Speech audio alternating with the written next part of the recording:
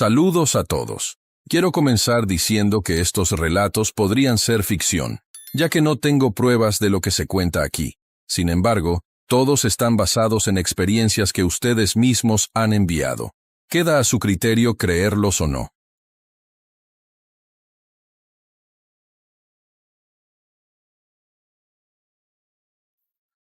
Trabajaba aquel año como ayudante general de don Everardo, el dueño de un criadero de borregos que queda justo donde la carretera 15 se parte hacia Ameca. No era zootecnista ni nada, solo me sabía los nombres de las vacas que más daban leche, y le cambiaba la arena a los caballos cada 3 días. Vivía en un cuartito de lámina pegado al galpón de herramientas. De noche escuchaba a los borregos masticar como si estuvieran muy lejos, aunque tenía la barda a solo 3 pasos. Una vez al mes, llegaba mi hermana a dejarme el lonche y ropa limpia. Ella venía en camión desde Guadalajara y se regresaba el mismo día porque, según decía, el rancho da mala espina después de las 5. A mí no me hacía nada. Me gustaba el silencio tan grande que hasta el viento parecía cotorrear. Everardo tenía la costumbre de encender un reflector que colgaba de un poste de luz a medio kilómetro. Decía que así los coyotes se espantaban y no se comían a los corderitos recién nacidos. El reflector era de esos que usan los mineros. Un foco redondo, amarillento, que da una luz sucia y proyecta 2 sombras por cada cosa. A las 10 de la noche lo encendía desde la cocina, jalando un cordel que llegaba hasta el poste. Después se iba a dormir y nadie lo apagaba hasta el amanecer. Pero una semana de abril se le acabó el diésel del generador y el reflector no encendió. Everardo me dijo: «Nomás préndele una veladora a la Virgencita, los bichos ya conocen el camino». Y se regresó a su casa, que está detrás de un cerco de pirul. A mí me dio flojera. Me quedé en el cuarto arreglando una cincha a la que se le había roto la hebilla. Como a las 12 escuché que los perros del corral empezaron a llorar, no a ladrar, sino a sollozar como cuando les pisas una pata. Me asomé por la ventanita del cuarto. Estaba oscuro, pero la loma que está al fondo, la que tapa el panteón de los indios, se veía con una línea blanca en la cima, como si alguien hubiera pasado un trapo mojado en leche. No le tomé mucha importancia.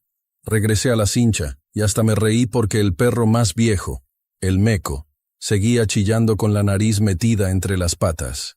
Cuando ya iba a acostarme, como a las 2, sentí que el aire se puso aceitoso, como cuando estás cerca de un motor caliente. Abrí la puerta. La loma seguía oscura, pero ahora había una mancha más clara en la falda, redonda, del tamaño de una tarima. Y se movía, no rápido, sino lento, como cuando alguien te hace señas con un pañuelo desde lejos. Me entró una curiosidad de la madre. Cogí la linterna que se me había quedado sin pilas. Ya ni recuerdo por qué la guardaba. Y caminé entre los mezquites. El terreno sube en una cuesta de 50 grados, y está lleno de piedras sueltas, pero esa noche no tropecé ni una vez. Al llegar a la mitad de la loma, la mancha desapareció. Me quedé quieto, con el corazón tan pesado que hasta me dolían las orejas. De repente vi la luz otra vez. Estaba dentro del panteón, entre las cruces de madera podridas. No era linterna, no era lumbre de cerillo. Era una claridad plana, como la que sale de la puerta de una nevera. Se filtraba entre las tumbas y se me quedaba clavada en los ojos, aunque no la estuviera mirando directo. Me acordé de que mi compadre Jacinto, el que me había recomendado el trabajo, decía que en ese panteón enterraban a los que morían de mal pleito. Gente que se mató por tierras, por celos o por apuestas. Decía que sus cruces no tenían nombre porque los familiares se iban a Estados Unidos y ya no regresaban. La luz empezó a subir y bajar, como si alguien maniobrara un espejo. Sentí que se me hacía agua la boca y me limpié con el codo. No quería gritar porque los borregos se espantan y se atragantan con su propia lana. En eso escuché una voz, pero no parecía de nadie. Era como cuando hablas dentro de un tinaco y la voz se te regresa. Decía, muy apagado: «Prende la luz, prende la luz». Me regresé al cuarto como pude, tropezando, sin sentir las rodillas. Llegué, agarré el cordel del reflector y lo jalé con tanta fuerza que se me rompió en la mano. El foco no encendió porque no había diésel, Pero igual seguí jalando el cordel roto como si fuera a hacer magia. La voz se calló. El aire dejó de saber a aceite. Los perros quedaron en silencio. Al amanecer encontré a las borregas todas juntas en círculo, mirando hacia el mismo punto. El panteón. No había luz, no había nada, solo las cruces negras por la humedad. Everardo llegó a las 7. Me vio la cara de cera y me dijo: «¿Qué te pasó, compadre? Parece que viste al diablo».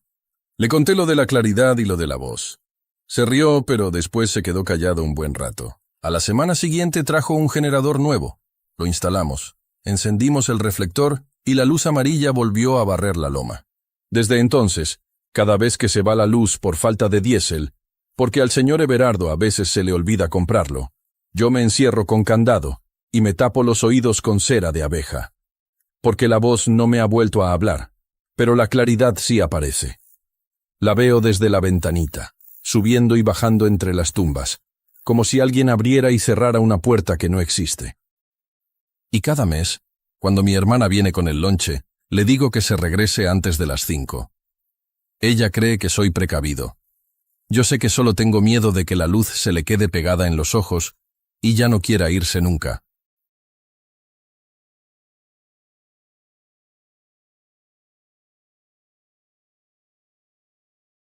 No sé si la fecha exacta importa, pero era 1977, porque me acuerdo que mi tío Evaristo acababa de comprar la Dina 531, esa chatarra verde pistache que nos dio de comer unos años y que luego nos quitó el sueño para siempre. Yo tenía 22 años, estaba chavo, recién juntado con la Lupe y con la necesidad de agarrar cualquier chamba que cayera. Mi tío se dedicaba a los fletes pesados, de esos que nadie quería hacer porque implicaban meterse a la sierra o cruzar brechas donde si te quedabas tirado, ahí te hacías viejo esperando ayuda. Esa vez nos contrataron para llevar material de construcción a un rancho pasando Fresnillo, tirándole ya para el desierto, un lugar que se llama, o se llamaba, La Noria. No era un pueblo grande, si acaso unas 40 casas acomodadas alrededor de una plancha de tierra que le decían plaza, con una iglesia de piedra que se veía demasiado grande para la poca gente que vivía ahí. El cliente era un tal don Servando, un señor ya grande que quería levantar una barda perimetral y unos cuartos para sus hijos. Llevábamos varilla, cemento tolteca y un viaje de ladrillo rojo. Salimos de Zacatecas capital como a las 4 de la mañana para no calentar el motor en la subida, pero la Dina venía fallando de la inyección y nos tardamos más de la cuenta. El calor en esa época es seco, de ese que te parte los labios y te llena la nariz de costras de sangre y polvo. Llegamos a La Noria ya con el sol cayendo, a eso de las 6 de la tarde. El pueblo estaba en silencio.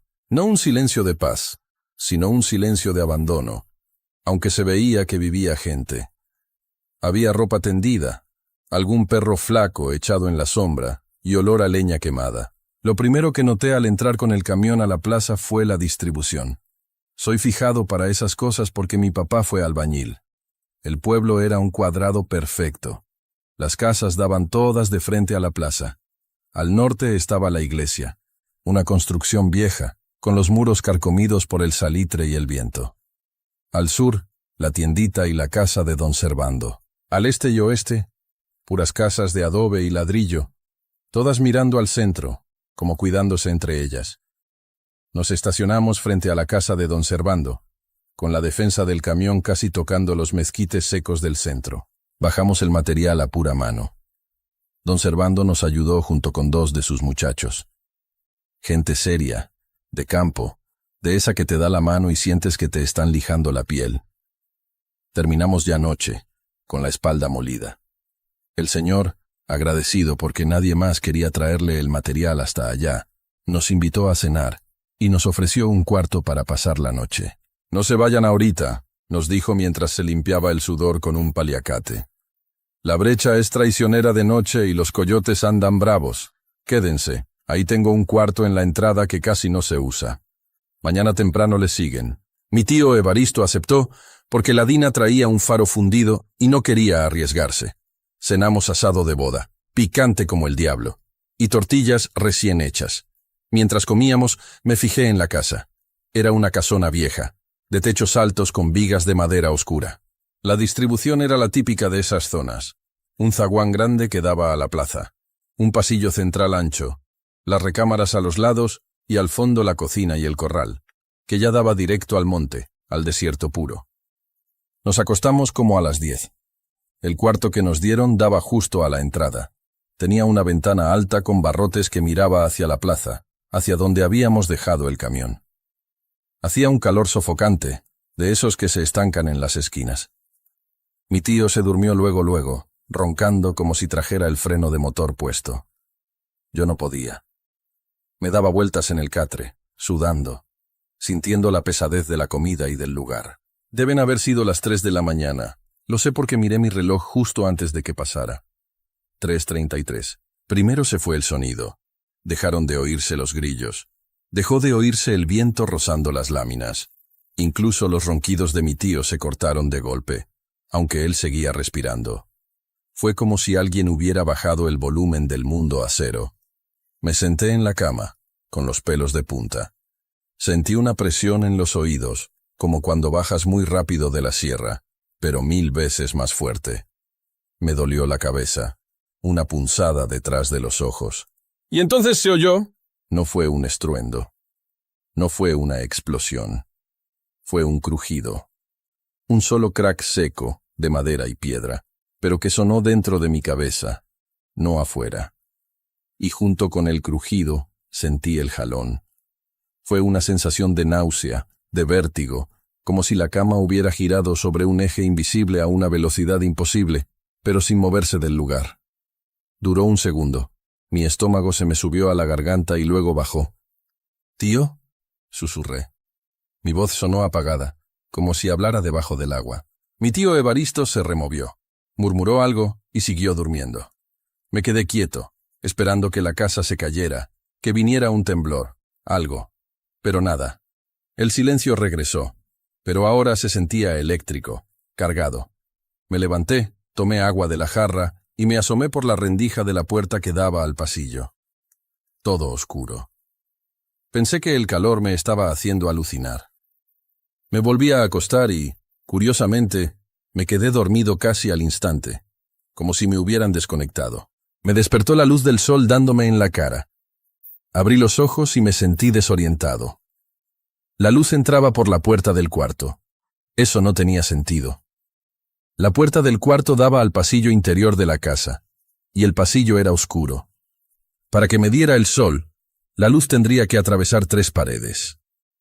Me levanté, todavía con las botas puestas. Mi tío ya no estaba en su catre. Agarré mi sombrero y abrí la puerta. Esperaba ver el piso de loseta roja del pasillo, las macetas de helechos de la esposa de don Servando. Lo que vi fue tierra, y mezquites, y el horizonte plano y quemado del desierto de Zacatecas. Me quedé parado en el umbral, con la mano en el picaporte, parpadeando como idiota.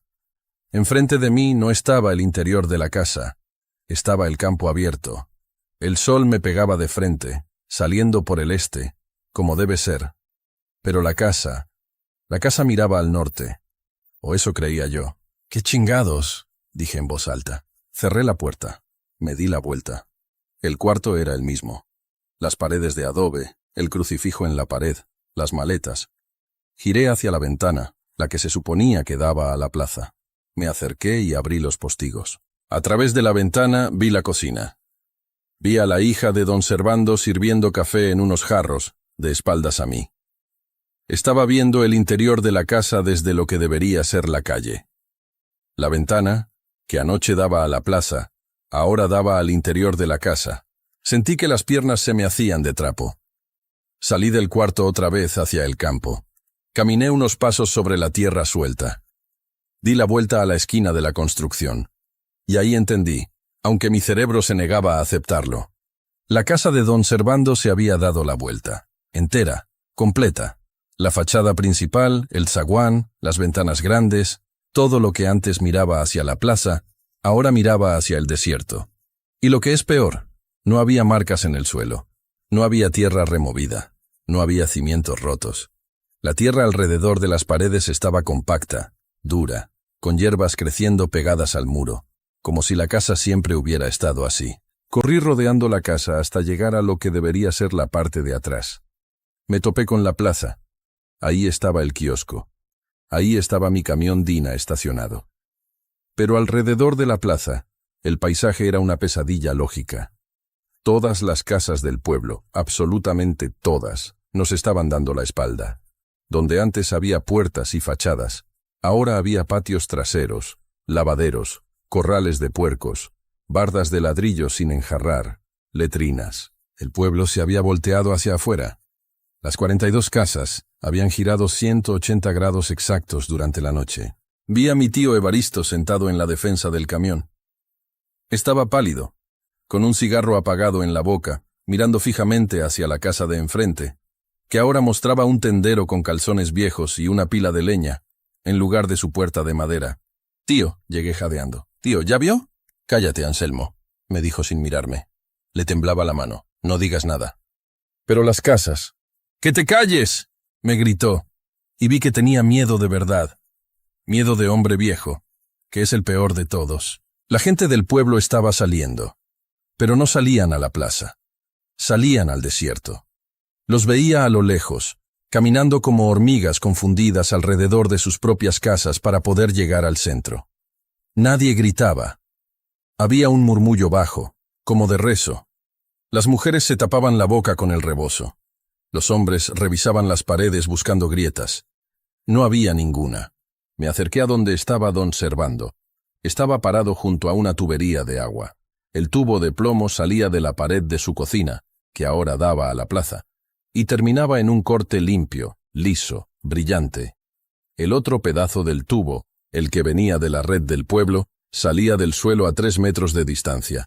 No embonaban, no estaban rotos, estaban separados, como si uno hubiera estado aquí y el otro allá desde el principio de los tiempos. «Don Servando», dijo mi tío acercándose despacio, «vámonos». Don Servando no nos miró. Estaba viendo a su perro, un pastor corriente que se llamaba Solovino. El perro estaba parado justo en el límite donde empezaba el piso de cemento de lo que ahora era su patio expuesto a la plaza. El animal lloraba bajito, con la cola entre las patas y daba reculones. No quería entrar. «No quiere entrar», dijo don Servando con la voz quebrada. «Los animales saben». «¿Saben qué?», pregunté. «Que esto ya no es mi casa». Don Servando levantó la vista y miró a la iglesia. Fue la única que no se movió. Miré hacia el norte. Efectivamente, la iglesia seguía en su lugar. Su fachada miraba hacia la plaza, igual que ayer. Sus puertas de madera estaban cerradas. Pero algo se sentía mal, muy mal. La piedra se veía más oscura, más vieja. Y arriba, en el remate del arco, donde debería haber una cruz de cantera, no había nada. Solo una mancha de humedad con forma vaga. «Don Servando», dije, sintiendo un frío en la nuca a pesar del solazo. «¿Y la cruz?» «Nunca ha habido cruz ahí», dijo una voz detrás de nosotros. Era un viejo. Un anciano que apenas se sostenía en un bastón de mezquite. Tenía la piel como pergamino y los ojos blancos de cataratas. «¿Cómo que no?», dijo mi tío. «Ayer que llegamos yo vi la cruz». «Usted vio lo que quería ver», dijo el viejo, y escupió un gargajo negro a la tierra. «Esa iglesia está maldita desde el 53. El cura se colgó adentro y nadie lo bajó en 3 semanas. La iglesia se cerró, pero el diablo se quedó adentro». «¿Y por qué se voltearon las casas?», pregunté, casi sin querer saber la respuesta. El viejo sonrió, y le faltaban casi todos los dientes. «Porque les dio asco». «¿Qué?». «Anoche salió algo de la iglesia. O entró algo. No sé. Pero fue tan feo, tan contrario a Dios, que hasta los adobes tuvieron miedo. Las casas se dieron la vuelta para no ver. Se taparon los ojos. Giraron para darle la espalda al diablo. Y nosotros nos quedamos adentro». Mi tío tiró el cigarro. «Súbete al camión, Anselmo». «Pero tío, la carga, no nos han pagado». «¡Que te subas, te digo!». Corrimos a la Dina. Mi tío tardó 3 intentos en prenderla porque se le resbalaban las llaves de las manos sudadas. Cuando el motor arrancó, el ruido hizo que varios vecinos voltearan a vernos. Tenían caras de perdidos, de gente que acaba de despertar en otro planeta. Para salir fue un problema. Como las casas estaban al revés, las calles de salida estaban bloqueadas por bardas, chiqueros y alambradas que antes quedaban atrás. Tuvimos que subir el camión a la banqueta, tumbando un poste de luz, que no tenía cables, me fijé, no tenía cables conectados a nada, y pasando por encima de un huerto de nopales de la señora de la tienda. El camión rebotaba y crujía. Yo iba agarrado del tablero rezando lo único que me sabía, el Padre Nuestro, pero se me olvidaban las palabras a la mitad. Cuando logramos salir a la brecha y dejamos el pueblo atrás, mi tío le pisó a fondo. El camión iba levantando una polvadera que tapaba todo hacia atrás, pero yo cometí el error de mirar por el espejo retrovisor lateral. No sé si fue la vibración, no sé si fue el polvo, pero vi la iglesia. La vi hundiéndose, no cayéndose, hundiéndose, como si la tierra fuera agua. Vi cómo la torre bajaba, lenta, tragada por el suelo, hasta que solo quedó la punta, y luego nada, solo polvo. Llegamos a Fresnillo sin decir una sola palabra. Mi tío se bajó, vomitó bilis a un lado de la carretera y se puso a llorar como niño chiquito. Vendió el camión a la semana, malbaratado. Dijo que esa Dina traía la mala vibra, que olía a azufre. Yo me metí a trabajar a un taller y no volví a salir a carretera. Nunca supimos qué pasó en la Noria. Nunca salió en los periódicos. Una vez, años después, me topé con un trailero que venía de allá. Le invité una cerveza y le pregunté, haciéndome el desentendido, por el pueblo de la Noria, el de la iglesia vieja. El trailero me miró raro. ¿Cuál Noria?, me dijo. Ahí no hay ningún pueblo, compa. Son puras ruinas. Dicen que ahí hubo un pueblo hace mucho, pero que se lo tragó la tierra, o que se fueron por la sequía. No queda nada, nomás unos cimientos redondos. ¿Redondos?, le pregunté. Sí, raro, ¿no? Como si hubieran hecho las casas girando. Pero no vive nadie. Dicen que ahí espantan, que si te paras ahí a las 3 de la mañana, oyes cómo respira la tierra. Yo no le dije nada. Pagué la cuenta y me fui. Pero hay noches, sobre todo cuando hace ese calor seco de mayo, que me despierto a las 3:33 exactas. Me despierto sudando, con ese vértigo en la panza. Y no me atrevo a abrir los ojos. Me quedo quieto, aguantando la respiración, escuchando.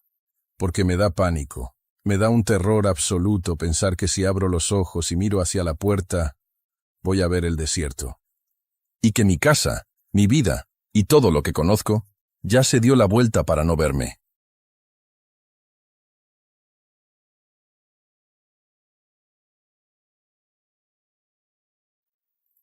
La gente de la Noria decía que el pueblo había sido fundado por un ciego que erró el camino. Decían también que el ciego había plantado una cruz de madera en medio del terreno, donde después se construyó la iglesia, pero que la cruz se había podrido antes siquiera de que alguien recordara pintarla. Yo no sé si eso es verdad. Solo sé que mi madre me mandaba a comprar pan a la panadería de Don Chilo, y que la panadería quedaba frente a la iglesia, y que yo nunca entré en la iglesia. No por miedo, no. Solo porque la puerta estaba siempre entreabierta. Y se podía ver que allá adentro no había bancos, ni altar, ni nada. Solo suelo de tierra apisonada, como si todavía la estuvieran construyendo. Mi padre trabajaba en la carretera. No era ningún ingeniero, solo ayudaba a cargar sacos de cemento cuando la patrulla pasaba para tapar baches. Vivíamos en una casa de adobe con el techo de lámina ondulada que hacía ruido de lluvia, incluso cuando no llovía. Yo compartía el cuarto con mi hermana, pero ella se casó con un vaquero de Fresnillo y se fue en una camioneta que olía a estiércol de caballo. Después de eso, el cuarto se quedó medio vacío. Mi colchón era de paja, y a veces, por la mañana, encontraba una paja fuera de su lugar, como si alguien se hubiera acostado al otro lado de la cama. Yo no recordaba haberme dado la vuelta durante la noche. La Noria tenía 42 casas, contando la de Don Chilo, que también era la panadería, la tienda de abarrotes y el lugar donde se vendía gasolina en botella. La plaza no tenía nombre. Solo tenía un mástil de hierro oxidado, que un día debió haber llevado una bandera, pero nadie recordaba cuál. Los niños jugaban a la ronda alrededor del mástil, pero nunca cantaban. Solo giraban, como si estuvieran siguiendo una música que nadie más oía. Yo tenía 12 años cuando sucedió. No recuerdo el mes. Solo recuerdo que era época de frío, porque mi madre me mandaba usar una chamarra de lana que me picaba en el cuello. Aquella noche me desperté con un ruido seco, como si alguien hubiera soltado un yunque encima del techo. No fue un trueno. El trueno hace ruido de cielo. Eso fue ruido de algo pesado cayendo encima de la casa. Me quedé quieto, con los ojos abiertos, esperando el ruido de nuevo. No vino. Pero vino otra cosa. Un silencio muy grande, como si el mundo hubiera contenido la respiración. Por la mañana, mi madre me llamó para ir a buscar agua al pozo. No teníamos pozo dentro de casa, así que yo iba hasta el de don Serapio, que quedaba detrás de la iglesia. Cuando salí, vi que la puerta de mi casa ya no daba a la calle. Daba a un muro de piedra que yo nunca había visto. Pensé que me había desorientado. Volví adentro. Salí de nuevo. Y la puerta aún daba al mismo muro. La calle, que antes estaba allá, ahora estaba del otro lado. Corrí hacia el lado opuesto de la casa, y allá estaba la calle, pero al revés. Como si alguien hubiera girado la casa de cabeza, pero sin romper nada. Los muebles estaban en el mismo lugar. El fogón de leña, la mesa de pino, el retrato de mi abuela con los ojos entrecerrados, todo igual, solo que al revés. Fui corriendo a la panadería. Don Chilo estaba afuera de chaleco, sosteniendo una pala como quien no sabía qué hacer con ella. Me vio y dijo, sin mirarme: «Mi puerta ahora da al campo de maguey. Antes daba al muro del cementerio». No parecía asustado, parecía cansado, como quien se despierta demasiado temprano. La iglesia, que antes quedaba al lado izquierdo de la plaza, ahora estaba al derecho. El mástil de hierro, que estaba en el centro, ahora estaba en una esquina, como si lo hubieran arrastrado. Los niños que jugaban a la ronda estaban parados, de la mano, mirando a la nada. Una de ellas, la hija de la maestra, lloraba sin hacer ruido. Las lágrimas caían, pero ella no parpadeaba. Empezaron a juntarse los hombres. Ninguno hablaba. Solo miraban las casas, como si las estuvieran viendo por primera vez. El vaquero que vivía en la última casa, el que tenía los burros, intentó entrar al corral. Los burros no lo dejaron. Se pusieron con las orejas tiesas, soltando coces al aire, como si el suelo estuviera caliente. El vaquero dijo, «Más para el suelo que para las personas. Ellos no reconocen el lugar, ni yo lo reconozco». Nadie fue a trabajar. La patrulla pasó a las 10, como siempre, pero no se detuvo. Solo abrieron la ventana de la cabina, miraron y siguieron de largo. Uno de los obreros tiró una cajetilla de cigarros al suelo, como quien deja un recado. Fui hasta la casa de mi tía, que quedaba en la calle de atrás.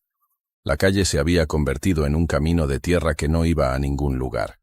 Su casa estaba allí, pero la puerta daba a un barranco. Ella estaba dentro, sentada en la cama, de delantal, sosteniendo una cuchara de madera. Dijo, «Oí el ruido. Después oí el silencio. Cuando desperté, el reloj marcaba las 3:30, pero el reloj se detuvo. Me mostró el reloj de pared. Las manecillas estaban una encima de la otra, como si no supieran qué hora era. La noche cayó sin que nadie encendiera la luz. La energía no se había ido, solo que nadie quería encenderla. Nos quedamos sentados en la oscuridad, oyendo a los perros ladrar hacia el mismo lado. Solo que los perros no estaban allí. El ladrido venía de debajo de la tierra como si estuvieran enterrados y, aún así, intentaran avisar de algo. Al día siguiente, el padre vino de Jerez. No era padre de verdad. Era solo un señor que usaba cuello blanco y hablaba alto. Caminó por la plaza, entró en la iglesia y salió poco después. Dijo, «La cruz no está». Nadie respondió, porque nadie recordaba haber visto una cruz allí. La iglesia siempre fue una habitación vacía con una ventana rota. El Señor se fue sin bendecir a nadie. La gente empezó a mudarse, no de golpe. Solo se iban de madrugada, sin vender las casas, sin llevarse los muebles. Dejaban las puertas abiertas, como quien va a volver pronto. Pero no volvían. La casa del vaquero se quedó con el portón entreabierto, y los burros terminaron en medio de la carretera, comiendo pasto seco. Nadie los llamó. Mi madre decidió que nos íbamos. No dijo cuándo. Solo empezó a guardar las cosas dentro de una caja de cartón. La caja era de frijoles, y todavía olía a frijoles. Cuando intentó guardar el retrato de mi abuela, el retrato no cupo. Era como si la caja se hubiera vuelto más pequeña. Dejó el retrato sobre la mesa, de cara a la pared. Dijo, si ella no quiere ver, que no vea. La noche anterior a la partida, no dormí. Me quedé oyendo el techo crujir, como si alguien estuviera caminando encima. Pero no eran pasos de gente. Era el sonido de la casa intentando recordar cómo era antes. Cerré los ojos e imaginé la casa girando de vuelta, despacio, como un barco dando media vuelta. Cuando los abrí, todo estaba en el mismo lugar. Pero yo sabía que no era lo mismo. Por la mañana, mi madre me llamó. La caja estaba medio vacía. Dijo que no hacía falta llevarlo todo. Solo la ropa, la manta y la cuchara de madera que mi tía le había dado. Salimos por la puerta que ahora daba al muro. Miré hacia un lado y vi que la panadería también se había girado. El letrero de pan ahora estaba escrito al revés. Don Chilo estaba allá adentro, de espaldas, como si todavía estuviera esperando al primer cliente del día. La carretera estaba allí, pero no era la misma. La carretera era plana, pero parecía que subía. Caminamos.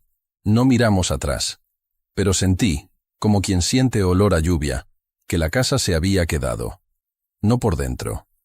La casa se había quedado por fuera. Como si hubiera aprendido una nueva forma de existir y ya no necesitara de la gente. Nunca más supe de La Noria. Cuando le pregunté a un camionero, años después, me dijo que no existía ningún pueblo con ese nombre en el mapa. Dijo que tal vez yo había confundido el nombre. Tal vez.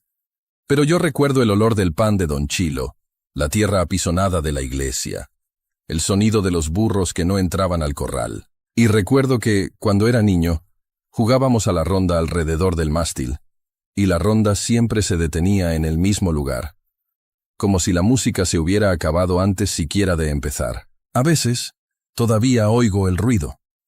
No es siempre.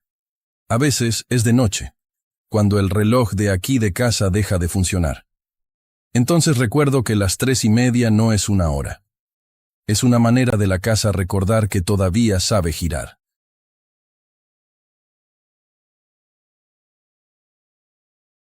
Era enero, creo. El frío no se sentía tanto porque llevaba puesta la chamarra de mi hermano mayor, la que olía a ganado y a gasolina. Yo trabajaba ahí porque no había otra cosa. No estudié más que primaria. Mi mamá decía que con eso ya podía leer los precios de la tienda y firmar el acta de defunción cuando llegara el momento. La carretera 45 estaba a 2 pasos del pueblo. Santa Rita se llama, pero nadie le dice así. Decimos el pueblo, nada más. Está entre los cerros, donde el asfalto se acaba y empieza el polvo. Esa noche cerré la cantina a las 12:30. Mi tío se había ido antes, como siempre, dejándome solo con los clientes que no querían irse. Uno de ellos, el Chuy, se quedó dormido boca abajo sobre la mesa. Lo dejé ahí, no era mi problema. Salí con la luz del celular porque la lámpara del poste estaba fundida hace meses. El camino a mi casa era derecho, pero me gustaba dar la vuelta por el cerrito donde antes estaba el molino. No sé por qué. Tal vez porque ahí no había nadie y podía orinar tranquilo. Eso hice. Me subí un poco por la loma, me bajé el cierre y oriné contra una piedra. El viento me cortó la cara. Escuché un relincho. No era normal. Los caballos del rancho de don Aurelio estaban todos amarrados después de las 8. Y ese relincho sonó muy cerca, como si estuviera justo detrás de mí. Me volví, no vi nada, pero escuché los pasos. Lentos. Como si el caballo caminara sobre las piedras sin querer hacer ruido. Me subí el cierre y bajé corriendo. No sé por qué corrí. Solo sentí que no debía quedarme. Cuando llegué a la casa, mi mamá ya estaba dormida. Me quité los zapatos llenos de polvo y me metí a la cama con la ropa puesta. No pensé en el caballo. O sí, pero no quería. Al día siguiente todo estaba normal. Me levanté a las 6, como siempre. Desayuné frijoles de la olla y me fui a la cantina a barrer. Ahí fue cuando me di cuenta de que faltaba una botella de mezcal. No era raro. A veces se robaban una, pero esa botella estaba atrás del mostrador, donde nadie llega sin que yo vea, le dije a mi tío. Me miró feo y dijo que la había vendido él mismo. No le discutí. La noche siguiente volví a cerrar solo. Esa vez no había nadie dormido. Salí más temprano, como a las 12. Cuando pasé por el cerrito, volví a orinar. Y volví a escucharlo. El relincho, pero más cerca. Y después una voz. No era de hombre, tampoco de mujer. Era como si alguien hablara dentro de mi cabeza, pero con voz de afuera. Dijo, «Sube, que tu abuelo te espera». Me agarré la cabeza. No había subido nada, pero sentí que algo me jalaba del cuello, como si me hubieran echado una cuerda. Di un paso adelante, otro, y lo vi. Estaba ahí, negro, más negro que la noche, sin cabeza, pero tenía las ferraduras. Y cada vez que daba un paso, sonaban como si fueran de plata. Relinchó otra vez, y yo, sin querer, di un paso más. No recuerdo haber subido, pero de repente estaba encima. El caballo no se movía. Yo tampoco. Sentía que me estaba absorbiendo, como si el caballo fuera un agujero con patas. Desperté 3 días después. No en mi cama, no en mi casa. Estaba encima del campanario de la iglesia, desnudo, con las manos atadas con alambre, y sin ojos. No los sentía arrancados. Solo sentía que algo me faltaba por dentro, como si me hubieran sacado algo que no era solo vista. Abajo la gente gritaba. Yo no veía, pero escuchaba.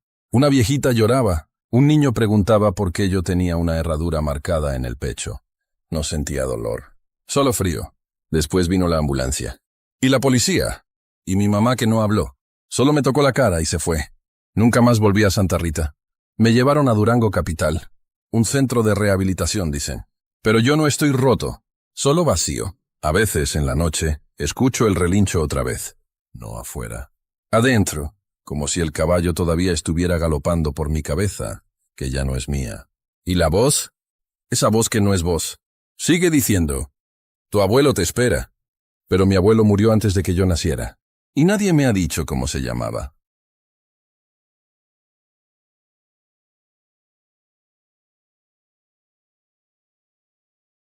No soy de los que apuntan fechas, pero me acuerdo que fue por ahí de octubre del 2015, porque mi camioneta, una Ford Lobo del 98 que me había salido buenísima, traía un ruido en la suspensión que no le hallaba y no tenía lana para meterla al taller ajeno. Y como yo ya había cerrado el mío por lo de las deudas, pues andaba a pie o pidiendo raite. La cosa es que nos fuimos a El South. No porque quisiéramos campo, ni aire fresco, ni esas tonterías que dice la gente de ciudad cuando quiere justificar que están quebrados. Nos fuimos porque la renta en la Chihuahua capital nos estaba comiendo vivos, y un primo de mi esposa, el Beto, salió con que conocía una casa allá por el entronque, metiéndose unos kilómetros hacia adentro, que nos la dejaban casi regalada. Yo le dije a Marisa que no, le dije, «Negra, ¿qué vamos a hacer allá? Yo reparo aires, allá es puro nogal y gente que se arregla sola». Pero ella estaba necia, que las escuelas eran más tranquilas, que los niños, que Tonio se me estaba juntando con malandros en la colonia. Bueno, ya sabes cómo se ponen las mujeres cuando se les mete una idea de protección. Total que fuimos a verla. El camino es pura terracería después de la carretera. Polvo de ese fino, que se te mete hasta en los dientes nomás de respirar. La casa era vieja, de adobe, pero enjarrada de cemento gris, sin pintar. Tenía un cerco de alambre de púa medio caído y un patio grandísimo lleno de hierba seca y chatarra de otros tiempos. Lo único que me gustó fue que tenía un tejabán grande donde podía meter herramientas si me salía algún jale. El dueño ni fue. Nos dio las llaves el Beto. Dijo, «Ahí se acomodan, nomás no le muevan mucho a la instalación eléctrica porque es de las viejas, de tapones». Nos mudamos un martes. Me acuerdo del calor. Seco, de ese que te tuesta la piel pero no sudas. Cargamos la Lobo prestada de mi cuñado hasta el tope. Colchones amarrados, la estufa, cajas de ropa, los juguetes de Julián. Julián tenía 6 años apenas. Tonio tenía 14, y venía con una jeta que le llegaba al suelo, sin quitarse los audífonos, pateando piedras cada que bajaba una caja. La casa por dentro olía a encierro, a humedad vieja, aunque afuera el sol partía las piedras. Tenía 3 cuartos, una cocina amplia con azulejos quebrados y un comedor. El comedor era lo raro. Era un cuarto añadido. Se notaba porque el piso era diferente, de loseta roja, y era demasiado grande para la casa. En medio había una mesa. No la trajimos nosotros, ya estaba ahí. Una mesa de madera oscura, pesada, de esas que necesitas 4 hombres para moverla 1 centímetro. Tenía 8 sillas de respaldo alto, también de madera, con el asiento de cuero que ya estaba todo reseco y cuarteado. «Esa mesa se queda», dijo Marisa. «No tenemos mesa, Rogelio, y la nuestra de plástico se rompió en la mudanza». A mí me daba igual. Lo que quería era terminar de bajar las cosas y ver si agarraba señal el celular. No agarraba. Los primeros días fueron de pura talacha. Limpiar, sacar arañas, matar alacranes. Salieron como 4 alacranes güeros nomás de barrer la cocina. Tonio se quejaba de que no había internet, que se quería regresar con mi suegra. Yo le decía que aguantara vara, que en cuanto me cayera una lana poníamos una antena. Julián, el chiquillo, era el único contento. Se la pasaba corriendo en el patio, juntando piedras o palos. La primera cosa rara no fue visual, fue el olor. Llevábamos una semana ahí. Ya nos habíamos acomodado. Yo había conseguido unas chambitas arreglando tractores en los ranchos vecinos, nada fijo, pero salía para la comida. Esa tarde llegué asoleado, con grasa hasta en las orejas. Marisa estaba en la cocina haciendo tortillas de harina. Olía rico, a comida, a hogar, pero cuando pasé por el pasillo que daba al comedor para ir al baño, me pegó un tufo. Olé a hierro. Como cuando cortas un tubo oxidado con la pulidora y saltan las chispas, pero mezclado con algo dulce. Como a carnicería cuando no han lavado el piso. Me paré en seco. ¿Compraste carne?, le grité a Marisa. No, hice papas con queso, me contestó desde la cocina. ¿Por qué? Huele a sangre. Ella se asomó, secándose las manos en el mandil. Se acercó a donde yo estaba. Olfateó. Yo no huelo nada, Rogelio. Ha de ser tu ropa, vienes todo sucio. Me quedé viendo la puerta del comedor. Estaba cerrada. Nosotros no usábamos ese cuarto. Comíamos en la cocina, en una barrita que improvisé con unos banquitos. Esa mesa grande y oscura no nos gustaba. Se sentía fría. No sé. No nos sentábamos ahí. Me metí a bañar y se me olvidó. El cansancio te hace olvidar muchas cosas. Esa noche desperté porque tenía sed. Hacía un calorón. El aire acondicionado de ventana que pusimos en el cuarto hacía más ruido que lo que enfriaba. Me levanté en calzones buscando agua. La casa estaba en silencio absoluto. De ese silencio de campo que te zumba en los oídos. Cuando pasé por la sala, escuché algo. Fue un arrastrón, cortito. Me detuve. El corazón se me aceleró a lo menso. Pensé, ya se metieron. Porque en esos rumbos, aunque dicen que es tranquilo, siempre hay mañosos o gente buscando qué robar. Me fui quedito a la cocina. Agarré un cuchillo cebollero que habíamos dejado en el escurridor. Esperé. Otro arrastrón. Venía del comedor. Era sonido de madera contra loseta. Como si alguien empujara una silla para sentarse.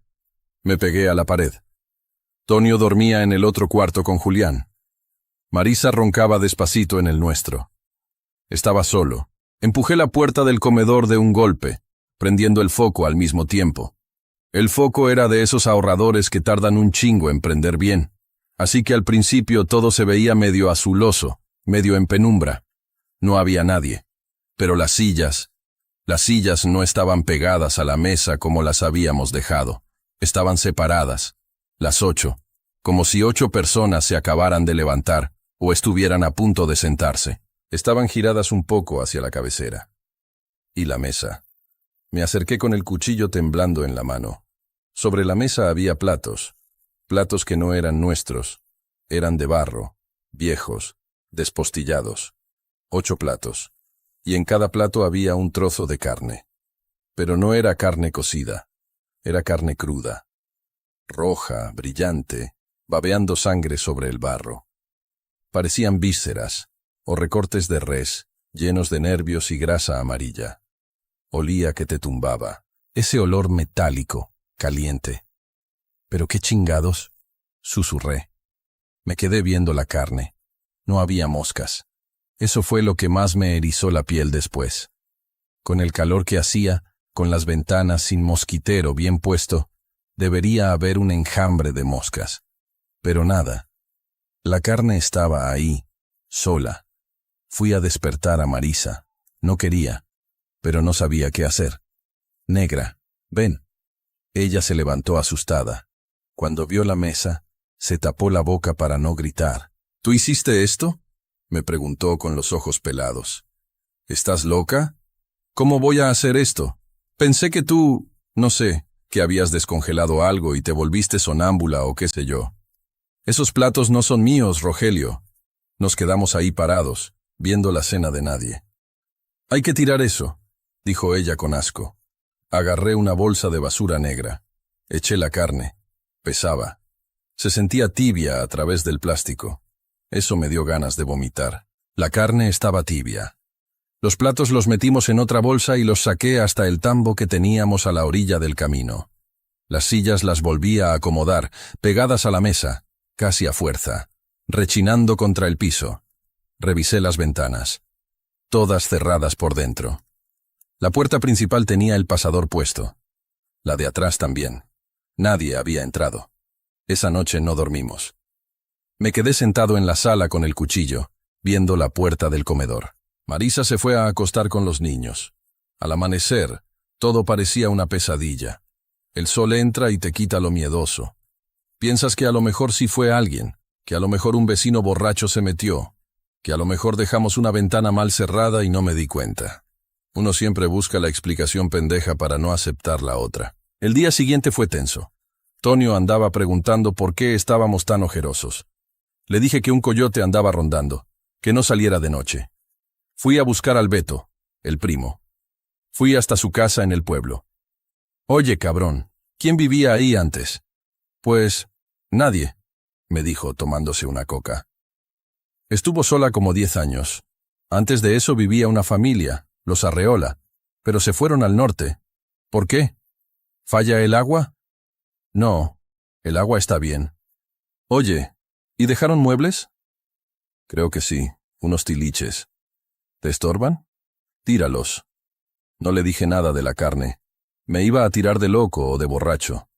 Me regresé al rancho con una sensación fea en la panza, como cuando sabes que te van a correr del trabajo. Llegué y Marisa había lavado el piso del comedor con cloro. Olía a puro químico. Cerré con llave esa puerta, me dijo. Puse el sillón pesado contra ella. Nadie entra ahí hoy. Comimos temprano. A las 6 de la tarde ya estábamos encerrados. El calor no bajaba. Julián estaba jugando con sus carritos en el pasillo.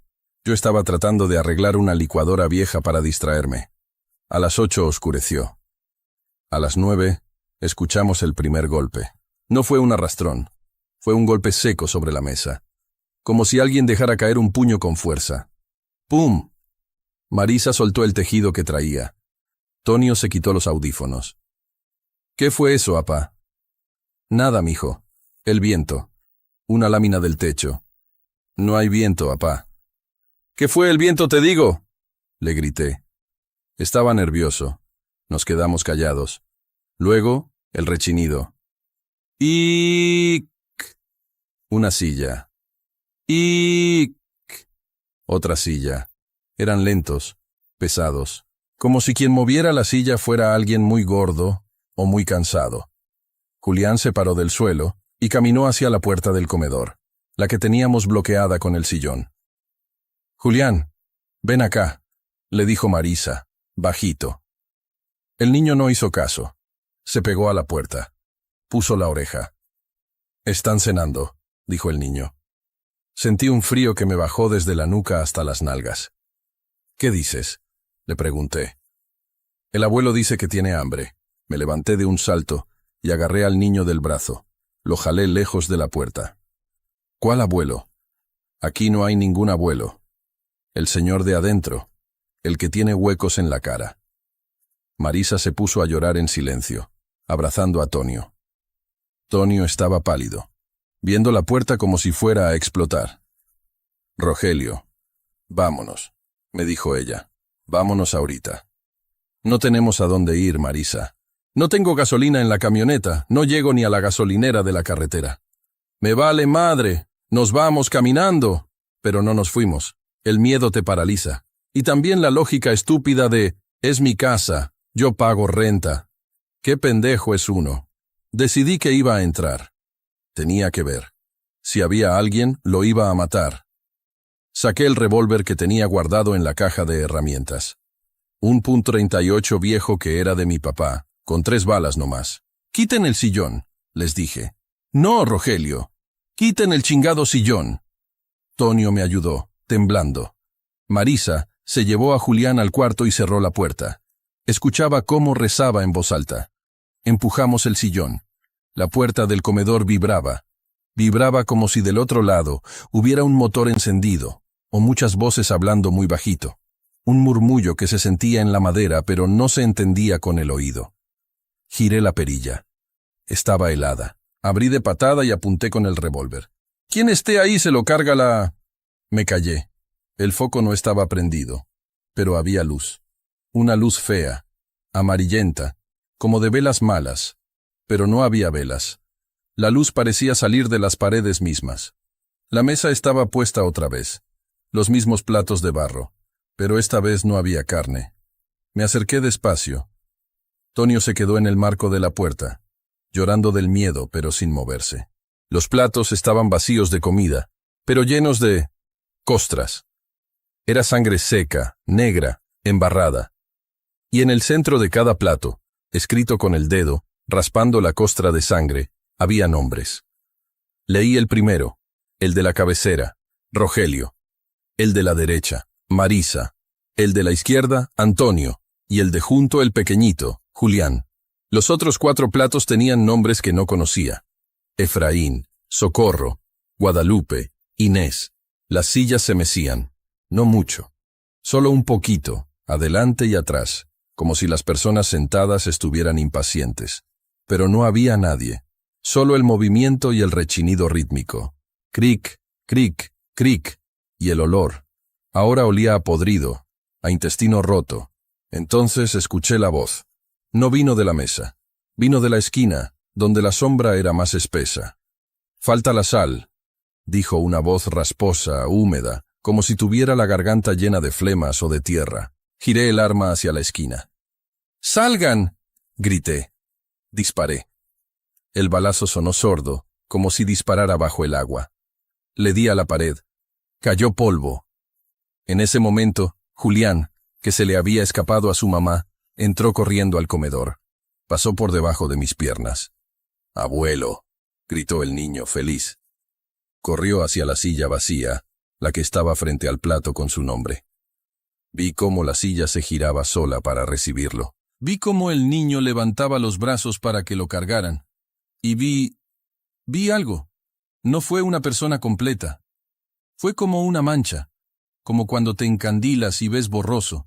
Una forma gris, alta, que se inclinaba sobre mi hijo. Y le vi la cara, o lo que Julián decía que era la cara. No tenía ojos.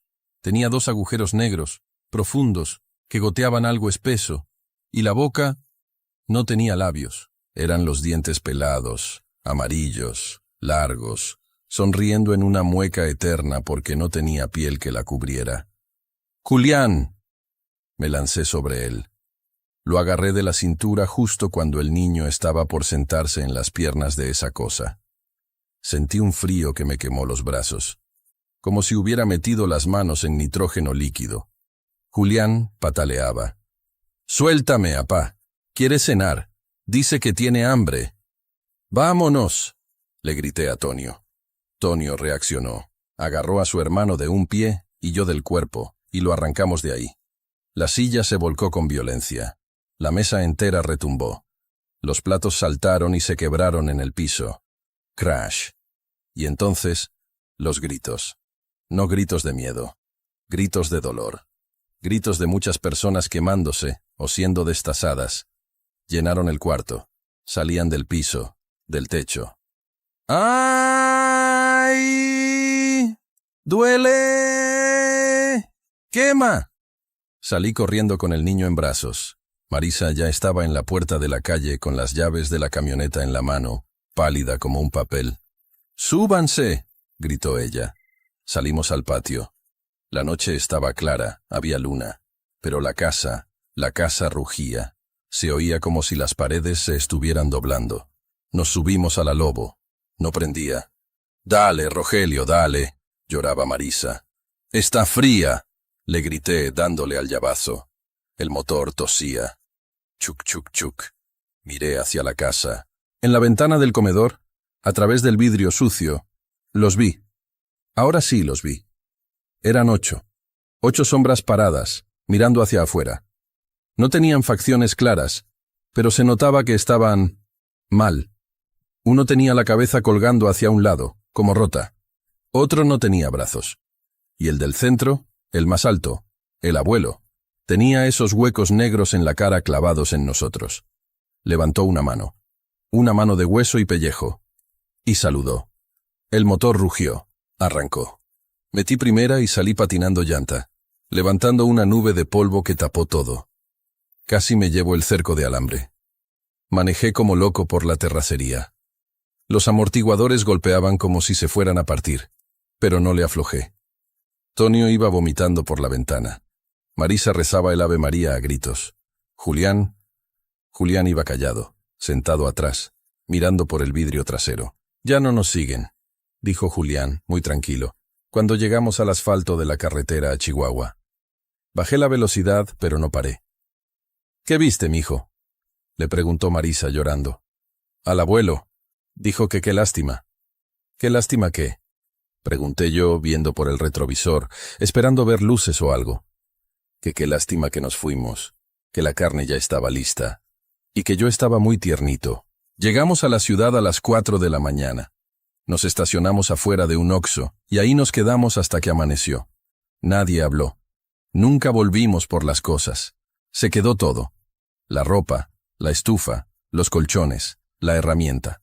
Todo. Le hablé al Beto 2 días después.